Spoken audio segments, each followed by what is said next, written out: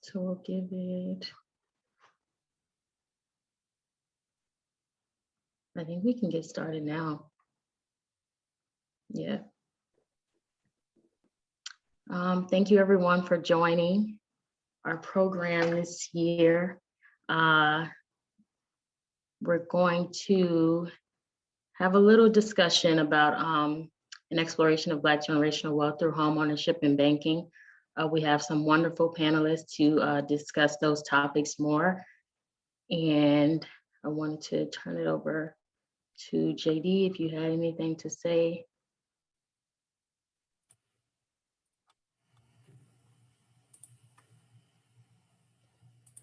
Well, can you hear me?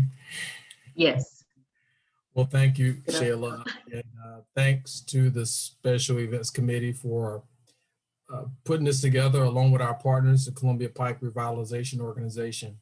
Today concludes Black History Month 2021, but as we know, Black History Month is every month for us. So as Shayla spoke about previously, we have a great event planned for you today, 60 minutes worth, an exploration of Black generational wealth through home ownership and banking. Again, kudos to the entire committee, Shayla, Marvin, Leah, Pamela, Jill, and again, our partners at Columbia Pike Revitalization Organization. And to each and every one of you who've taken time out of your busy schedules on a Sunday in the rain to celebrate with us. So with that, I thank you on behalf of the executive committee and all the members of the Arlington branch NAACP.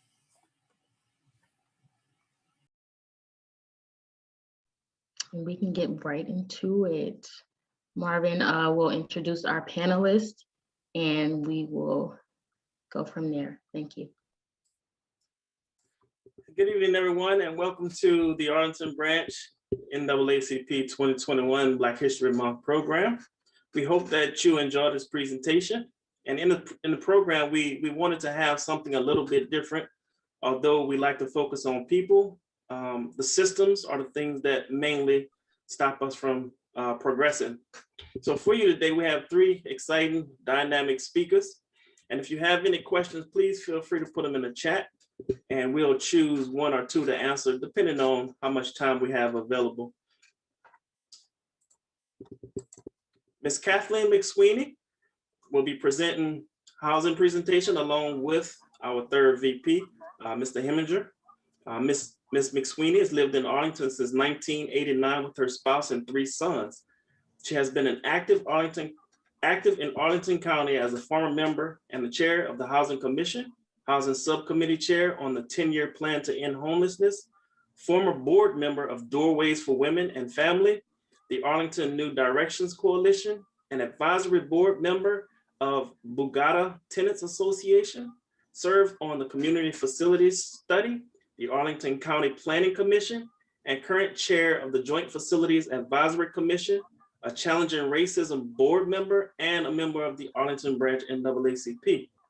She has volunteered for a multitude of positions and working groups dedicated to improving Arlington public schools, including serving as PTA president at Thomas Jefferson Middle School and Wakefield High School. In 2013, Kathleen was recognized as an Arlington Public Schools honored citizen. So at this time, we'd like to give a virtual hand clap to Ms. Kathleen. Thank you. And presenting with her is none other than our third VP, Mr. Michael Hemminger, who moved to Arlington in 2016. Michael is a community organizer, passionate about making a difference every day. He is a member of the Columbia Heights Civics Association and participates in the Civic Federation as a delegate from the Arlington branch of the NAACP, where he is also a member of the Legislation Committee and the Civil Rights Working Group. Michael believes that mass incarceration is the greatest civil rights injustice of our era and has spent all of 2020 as a member of Arlington County's Legal Working Group, where the group has been developing strategic policies and practices to implement a program called Restorative Justice, an alternative to the harmful criminal justice system we know today. Michael is also a precinct captain for his neighborhood and is a member of the 8th Congressional District Committee of Virginia. Last year, Michael became housing commissioner here in Arlington County And most recently, Michael was accepted into the class of 2021 Arlington Neighborhood College. Above all, Michael sees opportunity for civic engagement as a privilege and a platform to lift all voices and to build a community that is truly more inclusive and equitable for all. Let's give a virtual round of applause to Mr. Hemminger. Thank you. And from City First Bank, we have Miss Gloria Nauden. She has served as VP of Marketing and Communications for over 6 years at City First Bank in Washington, D.C. Her role is to raise the profile of the organization through outreach and educational efforts, as well as forming partnerships with the public, private, philanthropic, and nonprofit sectors as it serves the community. At this time, let's give a virtual round of applause to Ms. Nauden. And now we will begin our program with Ms. Kathleen McSweeney and Mr. Michael Hemminger. Thanks so much for having us. I think Michael is going to kick us off. Awesome. Thank you, Kathleen. Thank you, Marvin. Thank you, Shayla. And thank you all for being here this afternoon, as our president said, on this Sunday afternoon, as we conclude Black History Month with a bang. We can go ahead into the next slide. Kathleen and I are going to give you a very abbreviated version of a history lesson here in Arlington. We're going to move very quickly because we do have limited time, but we encourage you to drop any questions that you might have into the chat.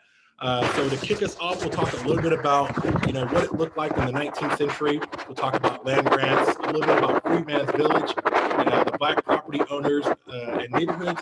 Then we'll transition over into the 20th and 21st century.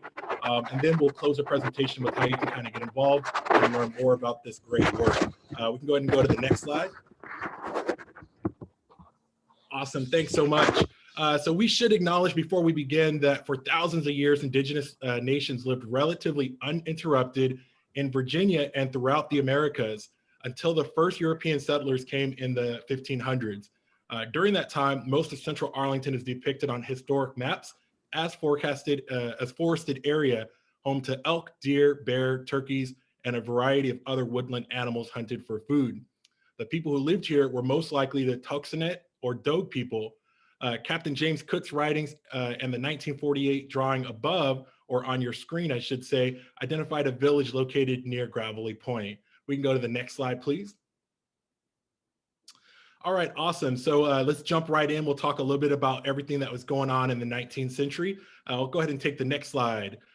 Freedman's Village was founded in 1863, ordered by the Secretary of War and established on Robert E. Lee's estate, Arlington House, owned by the Custis family, which had enslaved about 70 people on the estate prior to the war.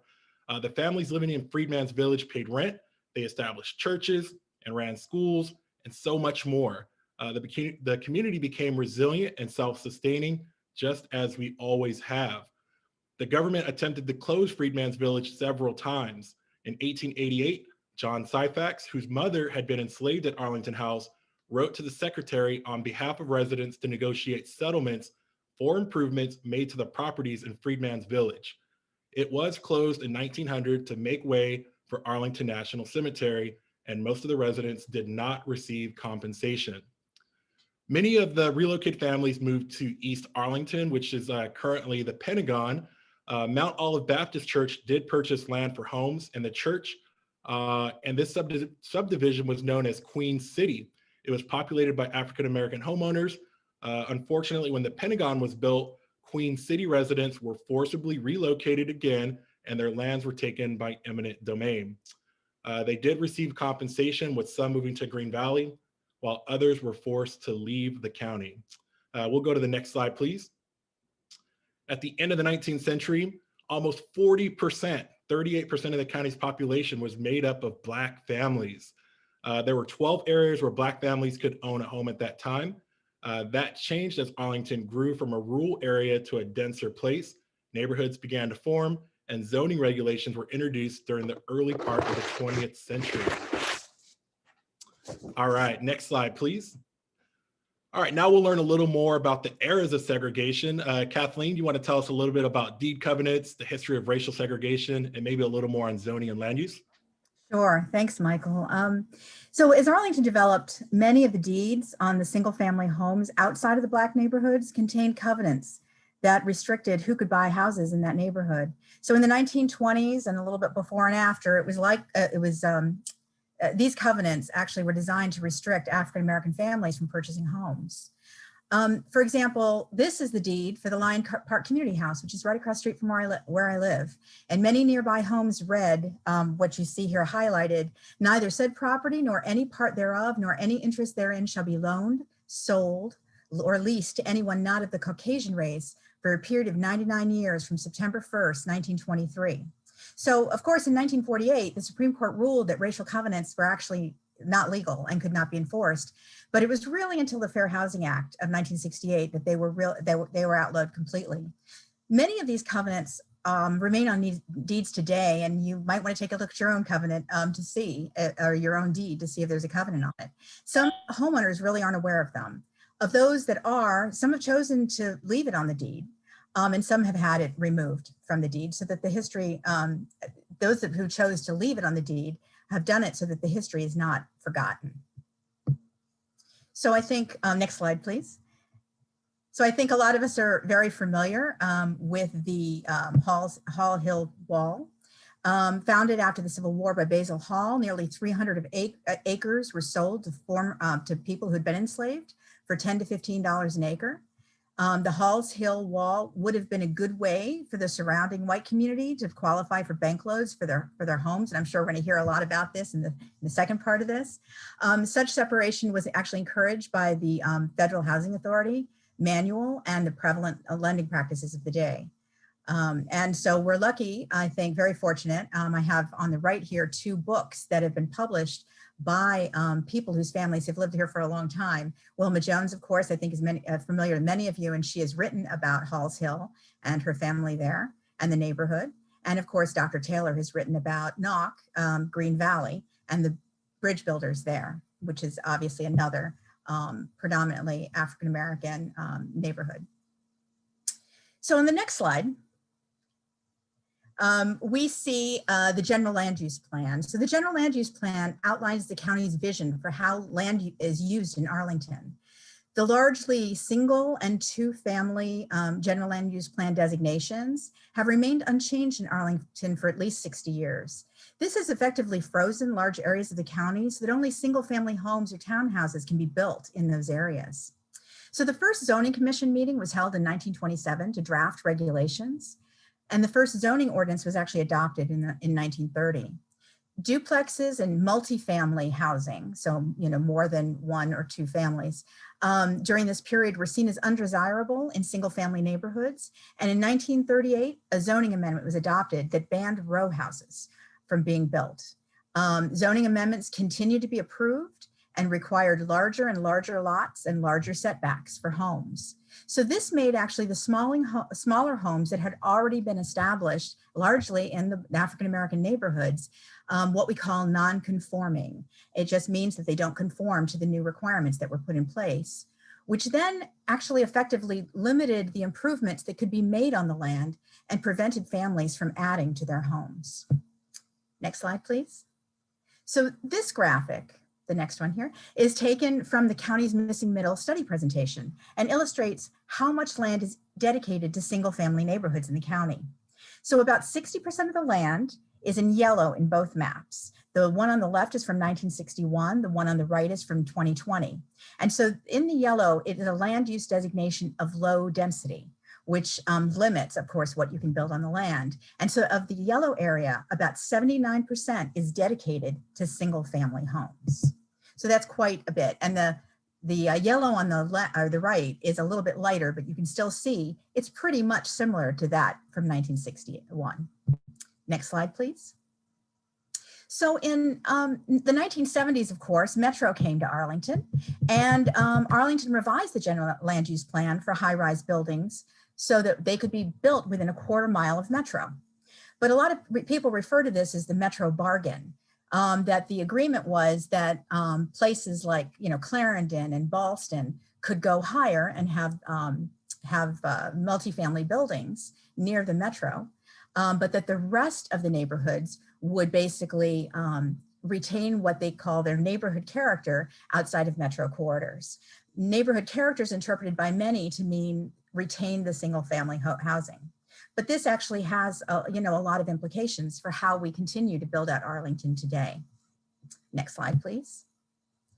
I threw this one in because I do think this is really important. It's also used as part of the missing middle conversations that are happening in Arlington. And this shows actually rental housing, not ownership, but rental housing that is affordable in Arlington County. Obviously, it's by demographic group. So you see here what the average median income is for a Black or African-American family in Arlington. In the next grouping, you see Hispanic or Latino, the next one Asian, and the next one white. And what the graphs show you, or I'm sorry, the illustrations show you from left to right, is how much of Arlington is actually available to those racial or ethnic groups based on what the average income is. And you can see a lot of Arlington is really unaffordable to most African Americans living in Arlington, based on the average median income. Next slide, please. So here in Arlington, we have definitely had a history of racial segregation and inequality. We have not been immune from the racism and segregation that was prevalent across the country for the last 100+ years. So we've had the displacement in the forms of forced relocation of African-American families from Freedmen's Village and Queen City. We had the formation of Good Citizens League and Roslyn cleanup raids. And I would mention those were actually led by Frank Lyon, who was the founder of Lyon Park and Lyon Village and several other places in Arlington. And also is also the person who insisted on those deed covenants here in Lyon Park. There were physical barriers, as we saw with Halls Hill. We should mention that the street patterns in Johnson's Hill, which is now Arlington View, Green Valley, and Halls Hill, were very difficult to navigate, and they were by design, one way in, one way out, and they didn't necessarily continue into the next neighborhood over. And again, that was definitely by design. We had a lot of disenfranchisement in the form of poll taxes. And it was interesting, if you read the history, poll taxes would be outlawed in one decade or 1 year, and Virginia would find a way to bring them back, and Arlington would find a way to bring them back. For instance, after the 24th Amendment to the Constitution was passed, it prohibited poll taxes. But Virginia was able to say, well, that is only really for federal elections. And Arlington specifically passed a law that would reenact poll taxes for the state and local elections here in Arlington. Discrimination obviously was written into our zoning and deed covenants, and certainly banking as well, as we'll hear in a minute. The New Deal programs that were designed actually actively created segregated housing and specifically subsidized white suburbs. And I would be remiss if I didn't mention that the American Nazi Party in Arlington in 1958-59 was here in Arlington as well, and they left Arlington in the early 1980s. But it's really important for us to realize that our past is cumulative, and it has impacted opportunities for African-American families today to live here. There's been a lack of housing options and limited options in general in terms of zoning and land use policies that have been enacted, and it has prevented marginalized communities from building wealth. Next slide, please. And so I think this is a really important point, because as I've been listening to the missing middle conversation that's been happening here in Arlington, a lot of people will either put in the chat or they'll actually, say, why do people keep bringing up race as a problem? Because it's not a race issue. It's actually a socioeconomic issue. And I'm sure a lot of you have heard that as well. Have heard white people say that. But what does that actually mean when you say that? It's important to understand how a wealth gap came to be. Much of a family's wealth is tied up in their house, and our policies did not allow Black families to buy in much of the county for decades, and that helped create the wealth gap. Likewise, the lack of housing options, even for rental in the Black neighborhoods, actually drove up prices because there were only so many places you could actually live if you were African American. And many of the early Black or African American families who founded neighborhoods and did own property saw their homes made non-conforming as a result of the adoption of the zoning ordinances in the later general land use plan. Right here on this slide, I have a quote from Richard Rothstein, who wrote the book, The Color of Law. And he said, we have a national myth that all of this happened sort of by accident, or even not by accident. It was personal prejudice that made this happen. And, we really have no remedy for personal prejudice or what's in somebody's heart, right? So de facto segregation really talks about private prejudice and discriminatory practices. But de jure segregation, it means that the segregation resulted from government laws and public policy that actually violated the 5th, the 13th, and the 14th Amendment to the Constitutions. And it's important to note that the Supreme Court has said that de facto segregation has few remedies, but if segregation has been created by de jure due to the explicit racist government policies, we are actually required to remedy it. Michael, I think I'm going to hand it over to you at this point. Is that right? Sure. Yeah, I'll go ahead and take the next slide. And before we continue, I just want to take a quick moment of silence to acknowledge some of these policies and practices. And as Pamela just mentioned in the chat, these were very explicit policies that prevented Black families from generating wealth. So let's just take a moment just to acknowledge that and let that all really sink in.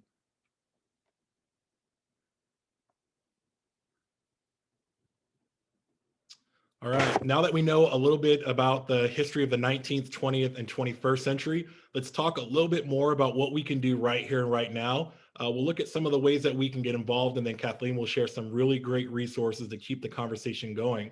I'll take the next slide, please. One thing I want you to kind of walk away with is today, little over 9% of the population in Arlington is Black. Remember that at one point, almost 40% of our community was Black here in Arlington. Here are just a few of the things that we can do so that we don't continue to lose more of the Black history, that heritage, and so much of which greatly contributed to the Arlington that we have today. We want to encourage you to engage the CIP and budget conversations. Our budget is our values in action. Make sure your values are heard. Follow and comment on land use and housing policies and zoning amendments. Attend meetings, write emails, or visit the county board members virtually on Open Door Mondays. We want to encourage you to engage the Planning Commission. Tenants have very few rights here in Arlington. Engage the Tenant Landlord Commission and reach out to Bugada, which is one of a local tenants' rights organization. The county board adopts policy in large part based on recommendations from staff and from commissions. Please know your commissioners. Your commissioners want to hear from you. And join a commission. Ask yourself, does the commission that you see reflect all of Arlington or just some of Arlington? Have a seat at the table. If all of these things seem really overwhelming, we have a housing commission, housing committee in the branch. We want to encourage you to join. We meet once a month. It's very, very casual. You can come and learn more about all of this stuff. You can participate in the APS boundary changes and the instructional programs and pathway discussions. Follow planning initiatives currently underway. There's a very important missing middle housing study that's going on. The Plan Lee Highway, Pentagon, and Crystal City development efforts. So there's so many different ways for you to engage, and there's so many different ways for you to get involved. And now I'll kick it back over to Kathleen. She'll provide some great resources and close us out. Kathleen?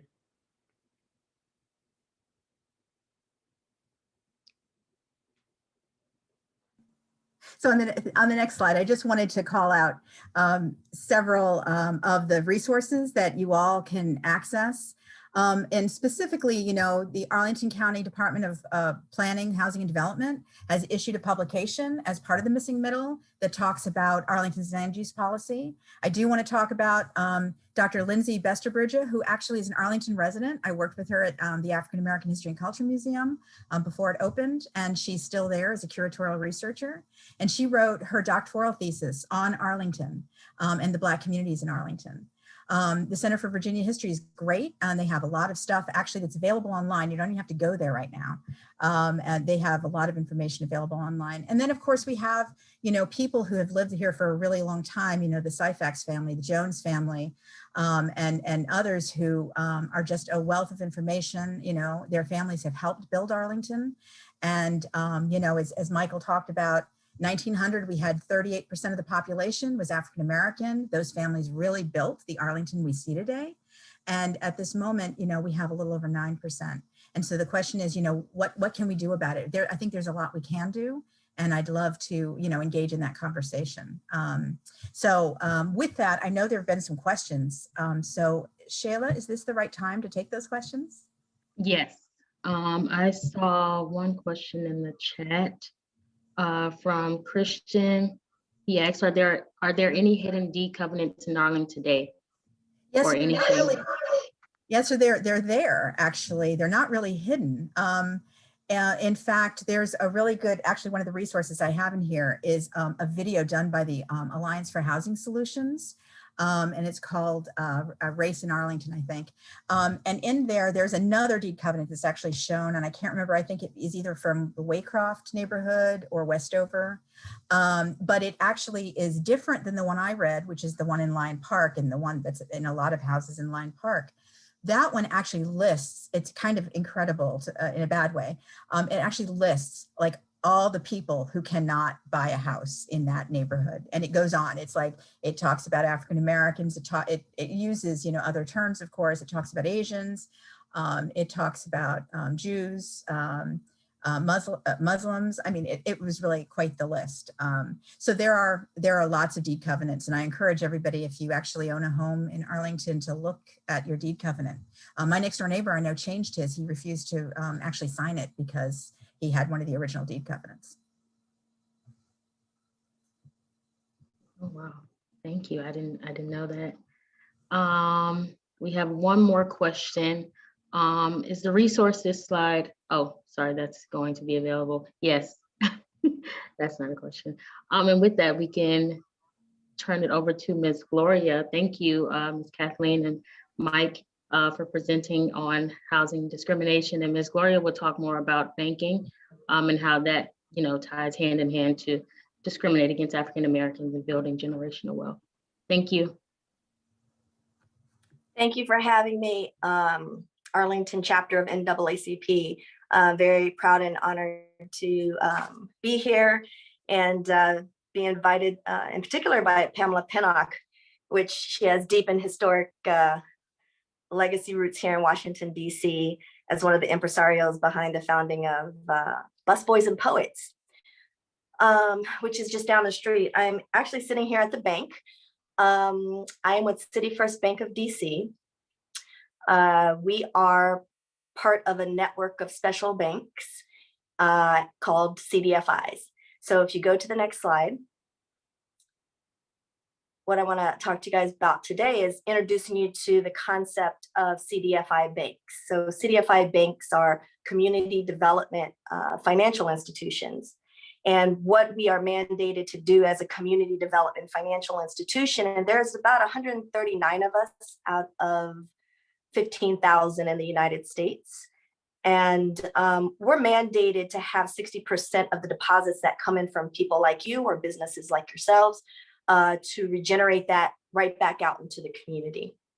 So this was legislated for back in, I think, 73, but not funded until Clinton took office in 1994, 6.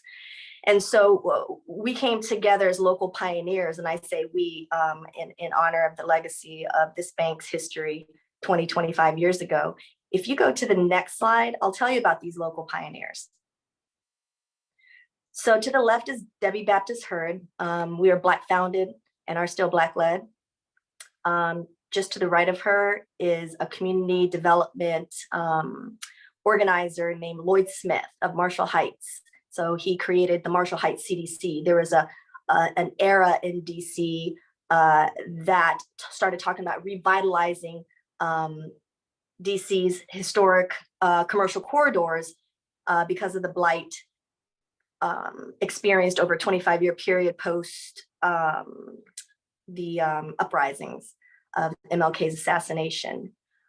So this bank, you know, brought together folks technically that were activists, right? So Lloyd Smith's considered an activist. I show you this particular picture of him because this is when Queen Elizabeth for the first time made a specific request to go meet somebody in the community. And her specific request was to go see Lloyd Smith. So this is actually a photo where they ended up naming a street that he was operating from, Queensway.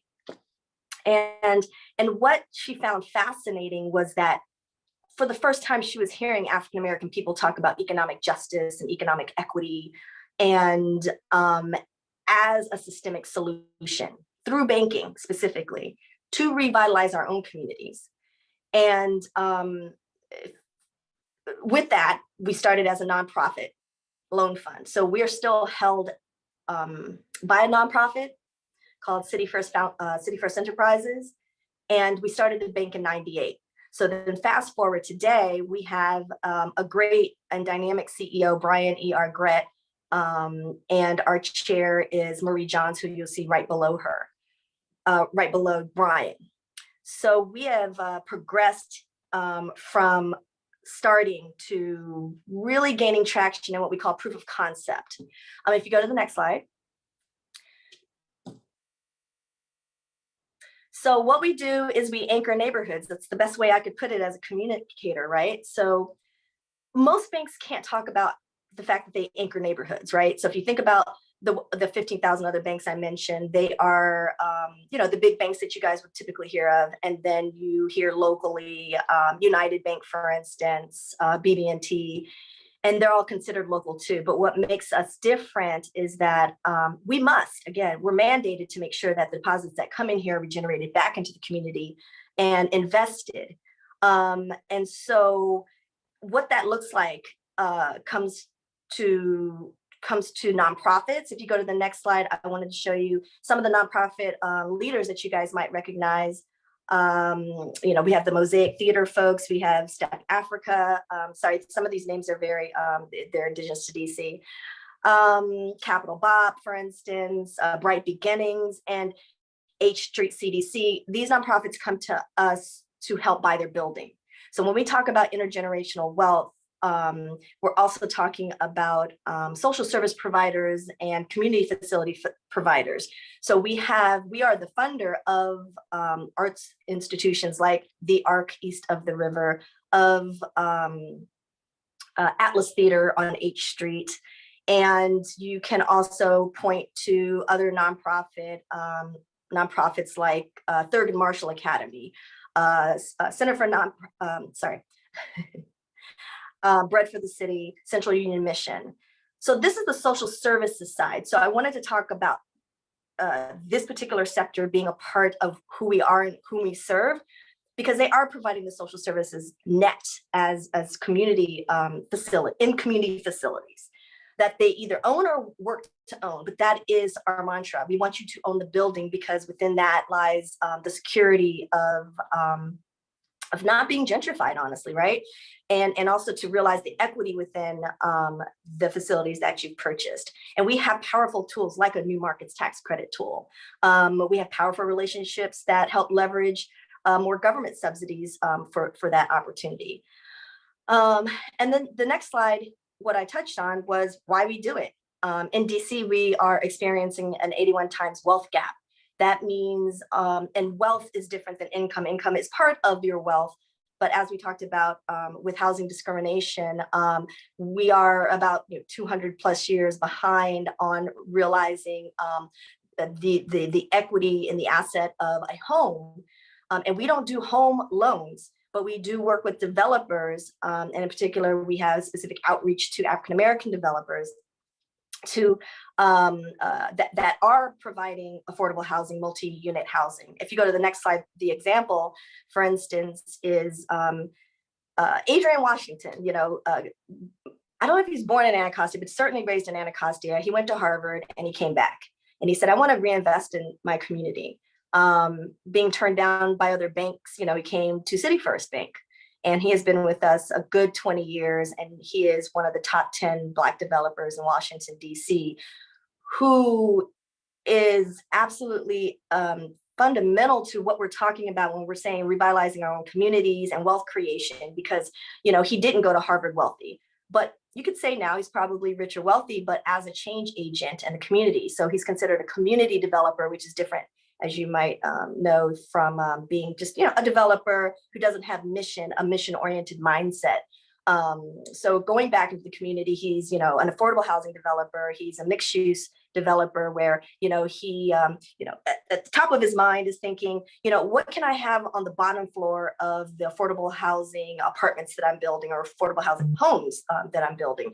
Does this community need a healthcare center at the bottom, daycare center on the back, a workforce training center underground? What is it? What is critical to anchoring the neighborhood that I'm investing in, that I've gotten my capital from City First to regenerate my community, to strengthen my community? So he's who we serve at the end of the day, right? Because it's about him getting the capital. And so while there was a lack of access to capital, and even legally not, having these restrictive covenants preventing you from being in neighborhoods, this was also happening to Black business owners. And my dad, being an African-American business owner, the same thing happened to him. My mom's Korean. She goes to the bank, they give her the money. My dad goes to the bank as a 20-year veteran from the military, and he doesn't get the loan. And by the way, his businesses are not too far down Columbia Pike at Route 50 and Annandale Road. So this is, again, who we serve. If you go to the next slide. So we started at the bank with $9.4 million.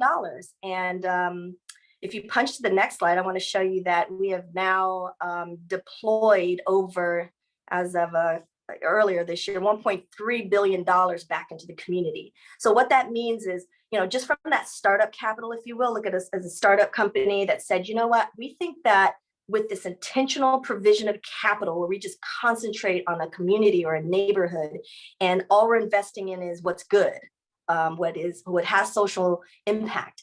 What could we do with that? And so we are audited every quarter to deliver the numbers on what that looks like. And so the numbers are spread across the span here. We're building, like I said, affordable housing specifically, educational facilities, healthcare facilities, art centers, and small businesses like Ben's Chili Bowl down the street, helping them to own their buildings. And so there's strength in those kind of numbers, and this is why money matters, but we have to have access to the capital. We have to have access to seed funding. And so 1.2 billion now, if you punch the next slide, is, maybe $3 billion over the next 10 years instead of 20 years. And so we've endeavored an historic merger of equals between, if you go to the next slide, a bank called Broadway in Los Angeles, California. So we'll be announcing in the next couple of weeks the final formation of it. We announced back in August 26th that our intention, and we have been approved by, the OCC, all the regulators, SEC. It's also publicly traded, by the way, Broadway is. So now we have a combined total asset of $1 billion and $900 million in deposits. And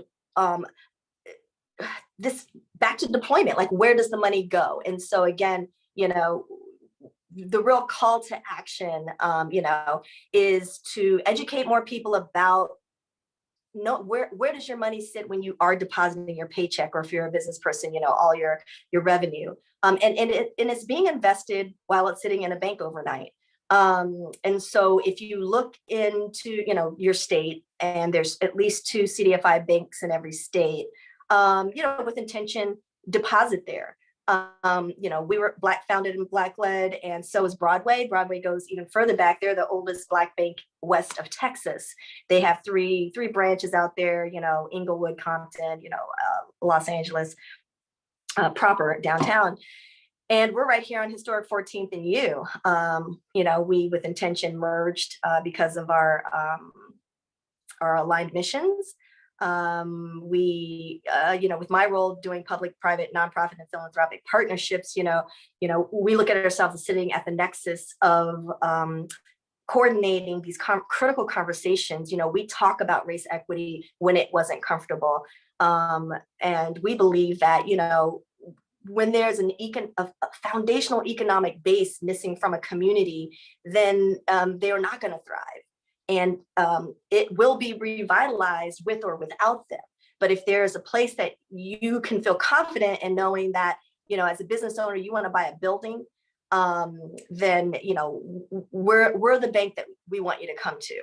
And if you're not in that position, then also participating in this effort is to simply make a deposit.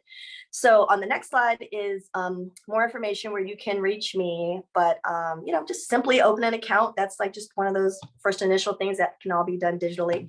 If you want to keep pace with this growing institution and our merger, we're also looking at other urban markets too. So it won't probably just be Los Angeles, it's other urban cities that could use sort of our model to partnership development to leverage and optimize just basic banking capital, which we consider traditional capital. And then my information is also below as we continue to grow the idea of what a CDFI bank can do. And when we merge, we'll be the largest Black-led minority depository institution in the United States. So with that, I'll close, and I would be humbled to answer any questions. Thank you, Ms. Gloria. That was a great presentation. We had a couple of questions in the chat. So folks were interested in wanting to know more. Let me see. First question, why do you think privacy and data ethics matter to organizations in a data-driven economy / banking? Did you say it slower? Oh, sorry. I heard the data and privacy, but why what? Why do you think privacy and data ethics matter to organizations in a data-driven economy / banking? So privacy is important, but Maxine Waters actually just released that, we used to not talk about, how many Black bank loans did we do this year? But just recently, and I mean just in the last 30 days, as she has sent more money to CDFI funds because they realized, at the point of COVID and PPP hitting the marketplace that, Black-owned businesses were not accessing this 300 and some odd, billion dollars into the community, 340 million, sorry. And the data is really important. I understand the privacy part, like, it may cause a reversal of racism, but they've changed their minds. I mean, they're saying, no, now we do need to know how many Black loans did you do, Wells Fargo and Bank of America. We report it as a CDFI, and I speak about it through our communications. But I think that transparency of data is critical. I think it's critical. Thank you. We have another question from Ms. Pam. She said, would you would City First consider opening a branch in Arlington? That's a great question. So you know what? The future is like no buildings, right? So I don't think it matters where the actual building is. I think it matters where the outreach is and the education efforts are, because it's all digital. We're doing all banking from phones. We're taking a picture of the check and depositing it. We're just paying the bill online. When there's brick and mortar in a community and that is a concern, it's like not having a church in the community. You don't have somewhere to go. You feel like you're disconnected from the relationship with the banker or the relationship with your pastor. And so I definitely understand the value of having a physical presence in a community that might be blighted.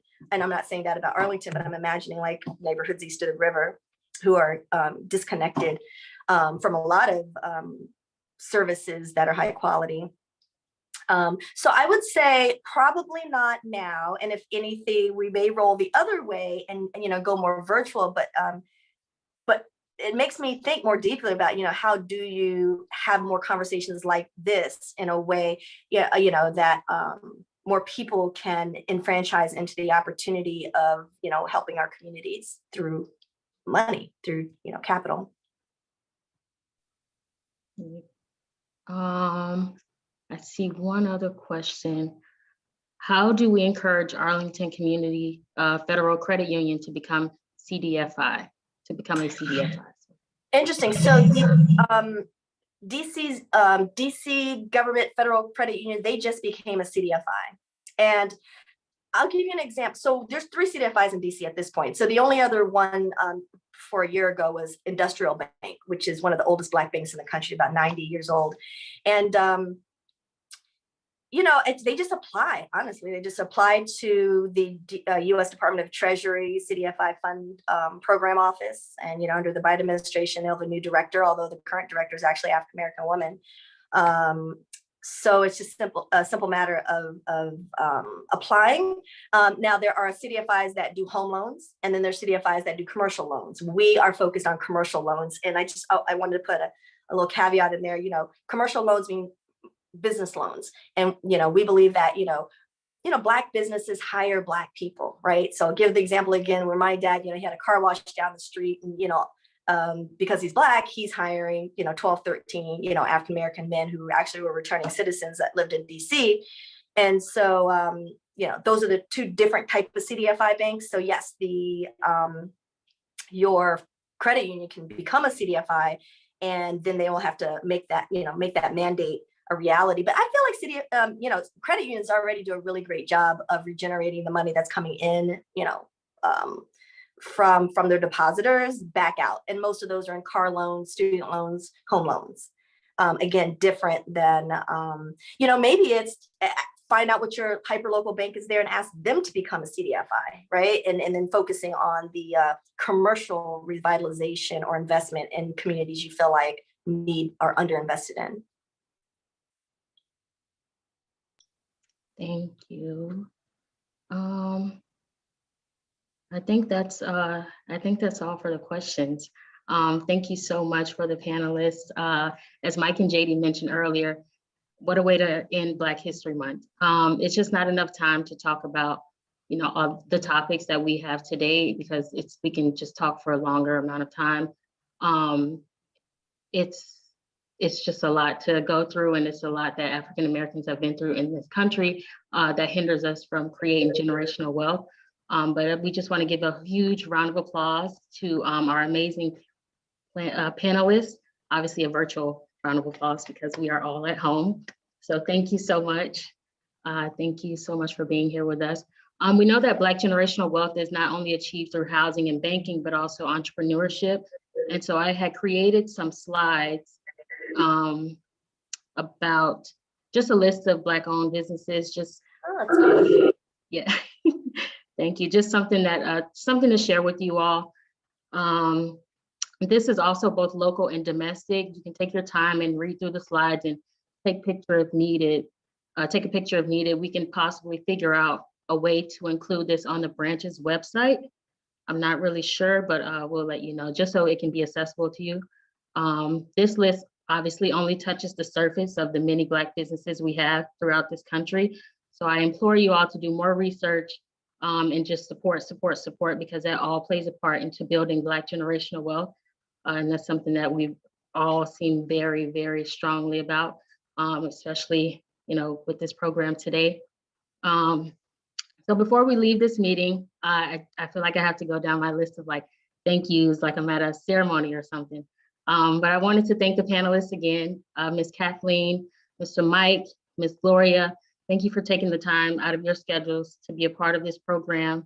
Thank you so much from the bottom of our hearts. We really, really appreciate it. We can all learn more.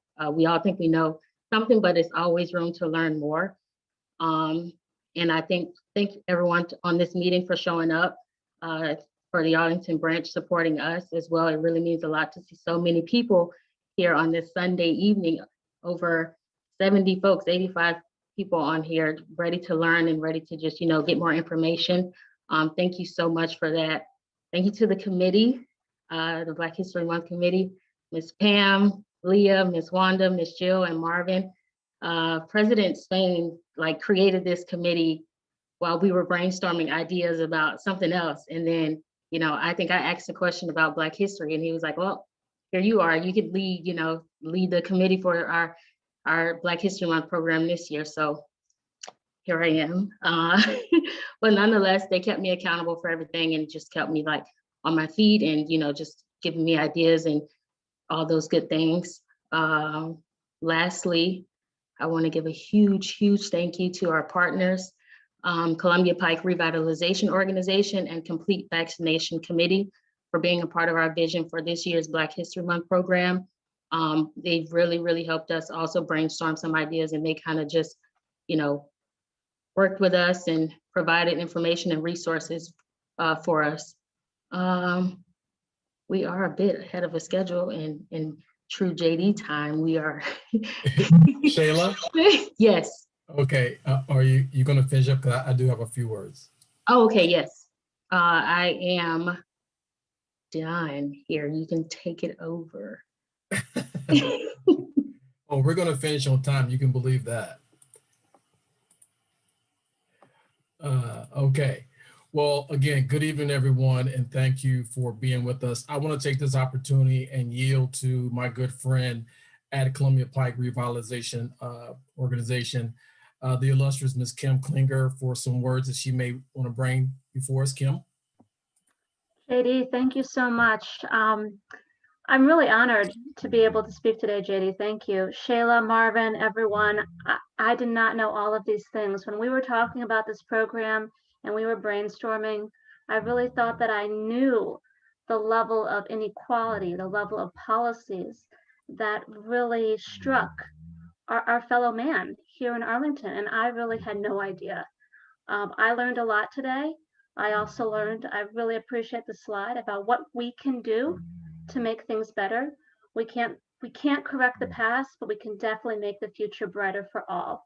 JD, thank you so much for letting CPRO, for Columbia Pike, letting us be a part of this today. Really appreciate it. You're welcome, Kim. So just a few administrative things here. We do have with us today, I think I saw the chair of the county board, the Honorable Matt DeFerrante. I want to thank him for being with us this evening. We also have Ms. Libby Garvey. I think I saw her on the call. Thank you, ma'am, for being with us. And our Commonwealth Attorney, the Honorable Parissa Dagani Tapti, who actually was with us as well. So thank you. Did I miss any elected leaders in the county? I don't think so. To Kathleen, Mike, Shayla, Gloria, the entire special events team, let's give them a round of applause just one more time. Just a hand clap, virtual hand clap. There you go. Everyone looks good. When I had a few words with a young lady by the name of Pamela Pinnock, and she whispered in my ear, and look at Shayla laughing. She said, Julius, let's do something a little different and unique. And we're all about educating and informing not only our members, but the public. And I think we did just that today. We learned some history, some Black history here in Arlington, but we also learned some ways about how we can grow, right? And there's some potential. So I put in the chat, we have a housing committee meeting coming up. If you're on this call and you want to attend, please lean in, please join us. We have a lot going on at the branch right now, but it's because of members and like yourselves and those that are on this call that we're able to do what we do. So that means we also put in that chat, I did a link to donate, right? So donate to the NAACP. All of us are volunteers. Our money goes towards putting forth programs like such, and sometimes giving a stipend or two to our guest speakers. Today is the last day of Black History Month, as I said at the beginning, but it shouldn't stop, right? It's a continuum. We keep pushing for the rest of the year and until time eternal, because there's a lot we need to make up a lot of what is going on in the past. We are way ahead of time. If there's any questions for me, please unmute yourself. I'll give you a few seconds if you have a direct question. If not, in true fashion, as you said, Shayla, we're going to be on time, ahead of time here at the NAACP. All right. Okay. God bless each and every one of you. Stay safe. We are partners with Complete Vaccine partners there, along with Columbia Pike Revitalization Organization. So register to get your vaccine. If you have a shot, good to go. I think I'm registered now and standing by for my shot. So let's get vaccinated. Let's wear our masks. Those out there in our community who may not have the ability or means to get to some of these sites, reach out to them and try to help, pass the word. It's going to take a village. They say it takes a village to raise a child, but it's going to take all of us at the end of the day to get past COVID. So let's work together in peace and in harmony, and I will see you later. This concludes the program. Thank you. Are we going to have a copy of this somehow we can look at later? Of course, Marilyn. Anything less would be uncivilized. That's what I thought. Thank you. Appreciate it. So where will we be able to get this link to view the content? Hey, Anthony. So what we're going to do is I'll speak with the team, the secretary, and a few others. We'll do our best to get it not only on our Facebook, probably on our website. For those that attended, we're in the process of revitalizing our website. So in a couple of weeks, you guys are going to see a brand new website. The executive committee saw a little bit of it a few days ago. It's phenomenal. But we'll get it out by email. If you registered for this call, I'll speak with the secretary and we'll get copies emailed to everyone who registered for this call on Zoom. Okay, is that fine, Anthony? Yeah, thank you. You're welcome, sir. All right.